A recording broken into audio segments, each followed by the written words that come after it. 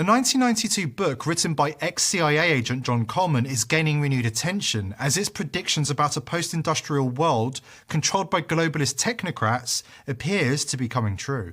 In the book, titled The Conspirators' Hierarchy, The Committee of 300, Coleman claims that an international committee led by the Bilderberg Group and Western intelligence agencies would steer the world towards a dystopian future in which 4 billion useless eaters would be eliminated by 2050 through limited wars, organised epidemics and starvation. Today, the world is witnessing a limited war in Ukraine. An elite memo from a US Air Force general warns that the US could be at war with China by 2025. The COVID-19 pandemic has also allowed authoritarian governments to impose mass lockdowns, global economic turmoil, and the expansion of authoritarian measures, all of which align with Coleman's predictions. Other predictions from the book include the promotion of compulsory pornography in schools, the destruction of industry and nuclear energy, the control of agriculture and food production by the Committee of 300, and a push for green energy that cannot sustain current energy demands. Does any of that sound familiar? In 2023, the liberal media is obsessed with promoting drag queens in schools. Agriculture and food production has been taken over by the globalist elite, with Bill Gates becoming America's biggest farmland owner, and the Dutch government forcing farmers off their land in order to comply with the crippling World Economic Forum green energy targets. The results have been tragic, with food shortages and spiraling energy prices punishing ordinary people. According to Coleman's 1992 book, these current events are not a coincidence, but are part of a decades-long plan to bring about a neo-feudalistic post-industrial society. Pointing out the hypocrisy of the elite never seems to make a dent or have any impact whatsoever on them. Why? Because they have no shame. They have no shame because they have no moral compass.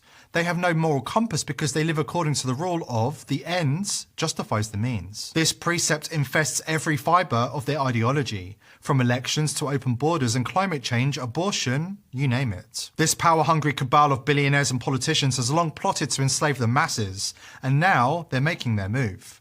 And they are determined to continue pulling the wool over your eyes. The World Economic Forum recently announced that it has recruited hundreds of thousands of information warriors to control the internet and police social media and forums for misinformation and conspiracy content which they will then shut down. According to Klaus Schwab's WEF, misinformation on the internet is an infodemic that is potentially deadly and requires a cure. The definition of misinformation, according to the WEF, is anything they disagree with. This means the information warriors will essentially be engaged in the act of shutting down dissent. Conspiracy forums and YouTube comment sections are being targeted by so-called digital first responders, who pretend to be ordinary users of the platform, but are actually working to disrupt proceedings and support the ideology of Klaus Schwab's WEF. Announcing the news on a WEF podcast, UN Communications Director Melissa Fleming said, "So far we've recruited 110,000 information volunteers. And we equip these information volunteers with the kind of knowledge about how misinformation spreads and ask them to serve as kind of digital first responders in those spaces where misinformation travels."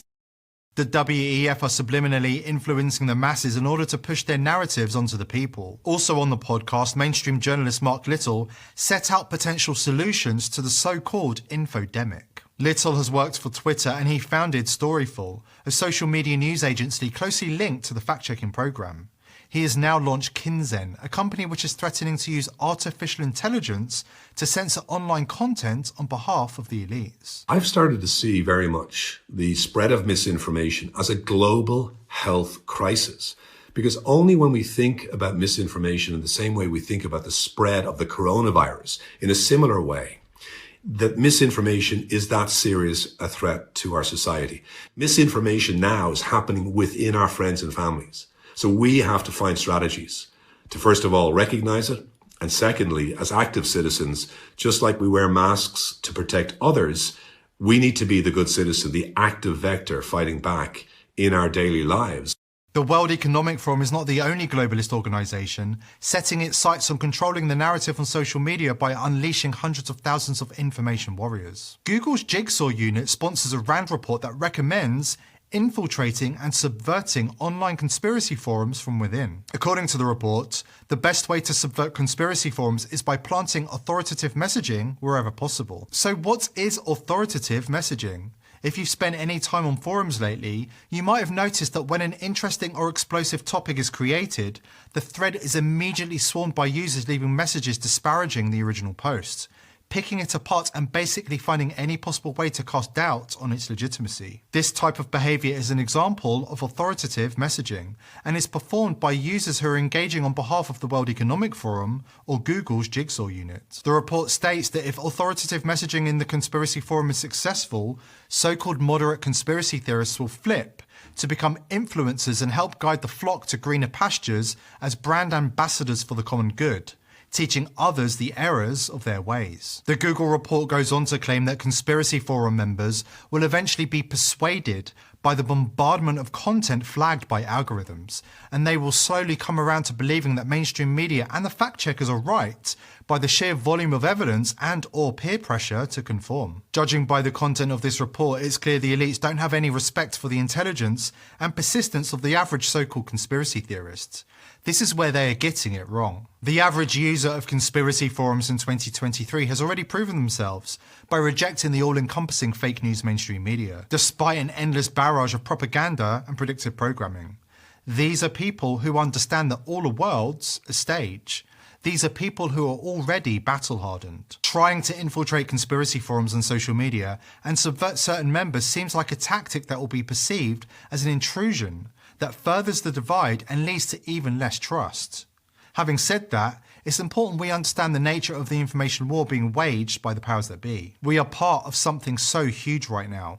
The elites would not be targeting conspiracy forums on social media in 2023 if these forums were not the last places on earth where truth is being discovered and lies are being exposed. We have the potential to break the chains of the past, the control, division, hatred, and separation.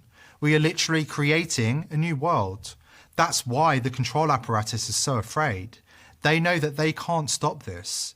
The more they lie, the more they deceive, the more they expose themselves.